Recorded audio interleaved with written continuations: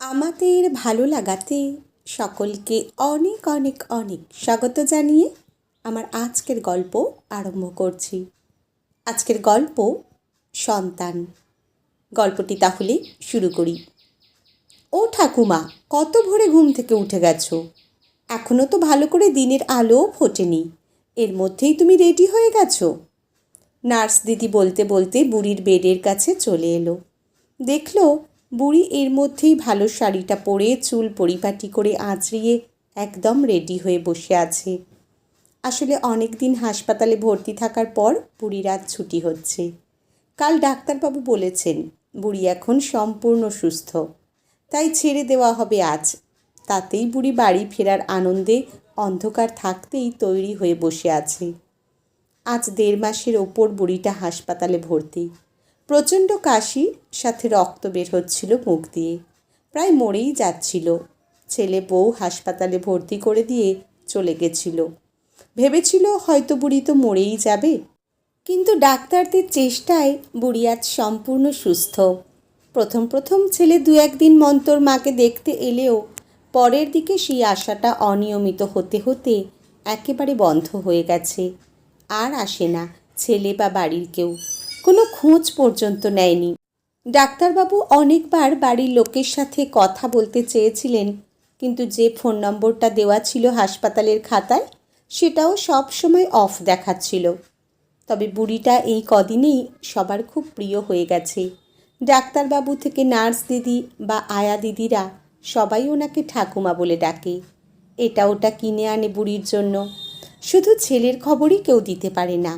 উনি সবাইকে রোজ বলেন, আমার ছেলেকে একটা ফোন করো, হয়তো কোনো অসুবিধা আছে তাই আসতে পারছে না।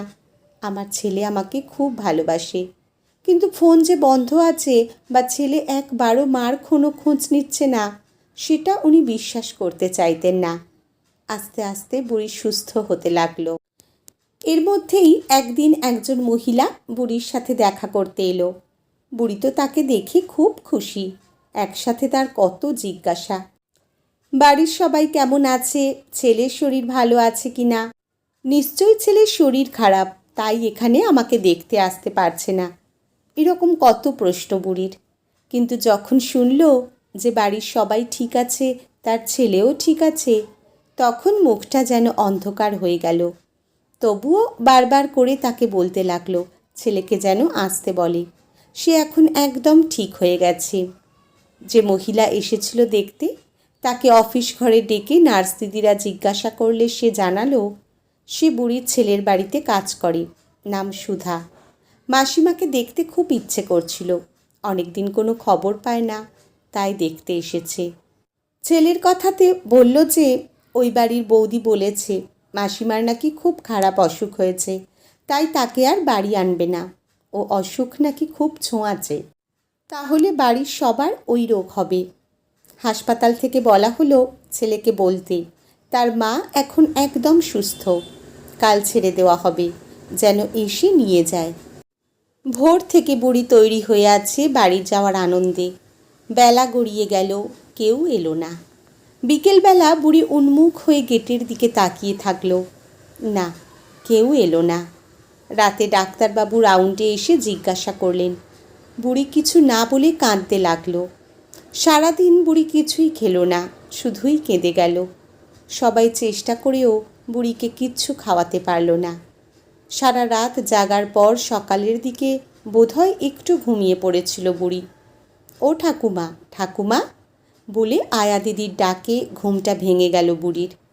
তাকিয়ে দেখল হাসি মুখে তার পাশে অনেকে এসে দাঁড়িয়েছে। হৈ হৈ করে উঠল সকলে। ও ঠাকুমা, তোমাকে নিতে এসেছে বাড়ি থেকে, তাড়াতাড়ি তৈরি হয়ে নাও। অফিস ঘরের সমস্ত কাজ শেষ করে সুধা আর সুধার ছেলে যখন বুড়ির কাছে এসে বলল, নাও ঠাকুমা, বাড়ি চলো এবার। বুড়ি তো তার ছেলেকে খুঁজে যাচ্ছে। আমার খোকা আসেনি, খোকা কোথায়? বুড়ির প্রশ্নের উত্তর দিল না সুধা, শুধু বলল, কোনো কাজ আছে, আমাকে পাঠিয়েছে নিয়ে যেতে। বুড়ি আনন্দে সবাইকে বলে সুধা আর ওর ছেলের সাথে গিয়ে ওদের আনা গাড়িতে উঠল। বুড়িকে নিয়ে গাড়ি এসে থামল যে বাড়িটাতে, বুড়ি চেনে না সেই বাড়ি। ছোট্ট একটা টালির বাড়ি। কি সুন্দর সাজানো হয়েছে বাড়িটাকে লাইট ফুল দিয়ে।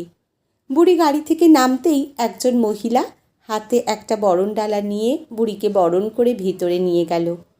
বুড়ি তো অবাক হয়ে যাচ্ছে সব দেখে। ঘরে ঢুকে সুধাকে বলল, তুই আমাকে এখানেই এনেছিস কেন? এটা কার বাড়ি? আমি আমার ছেলের বাড়ি যাব। সুধা বুড়িকে জড়িয়ে ধরে বলল, এটা আমার বাড়ি মাসিমা, আর আজ থেকে এটা তোমারও বাড়ি। এখন থেকে তুমি আমাদের সাথে আমাদের মা হয়ে এই বাড়িতে থাকবে। কিন্তু বুড়ি তো কিছুতেই থাকবে না, রেগে গেল। সে নিজের ছেলের বাড়িতে যাবে এক্ষুনি। এই বাড়িতে কেন সে থাকবে? তখন সুধা বলল, তোমার ছেলে তোমাকে আর কোনো দিন ওই বাড়িতে ঢুকতে দেবে না। তোমার নাকি খারাপ অসুখ হয়েছে, তাই এতদিন হাসপাতালেও তোমাকে দেখতে যায়নি।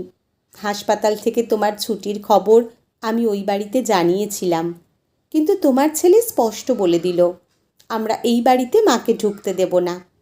এত কষ্ট হলো, তাই বাড়ি এসে তোমার জামাইকে বলতেই সে এক কথায় জানিয়ে দিল, আমাদের তো মা নেই, তুমি আমাদের বাড়িতেই ওনাকে নিয়ে এসো, উনি আমাদের মা হয়ে থাকবেন।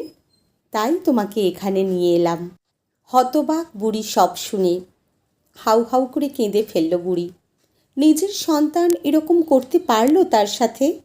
আর উনি কিনা বাড়ি যাওয়ার জন্য পাগল হয়ে গেছিলেন। আর সুধা, যে কিনা বাড়িতে কাজ করে, তার মনটা কত বড়, তার বাড়িতে নিয়ে এলো। চোখটা মুছে ফেলল বুড়ি।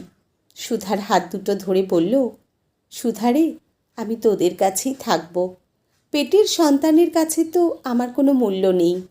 যাকে ছোট্ট থেকে বাবার অভাব বুঝতে না দিয়ে নিজে না খেয়ে মানুষ করেছি, সে আজ আমাকে পথে বসিয়ে দিল। একবারও ভাবল না ও ছাড়া আমার আর কেউ নেই। ভাগ্যিস তুই আমার সন্তান না হয়েও আমাকে নিজের বাড়িতে জায়গা দিলি, না হলে তো রাস্তায় রাস্তায় ভিক্ষা করতে হতো। আমি তোর কাছেই থাকব। সুধা জড়িয়ে ধরল বুড়িকে, বলল, আর কাঁদবে না কখনো। আজ থেকে আমি তোমার মেয়ে। ছেলে না দেখুক, মেয়ে তো দেখছে।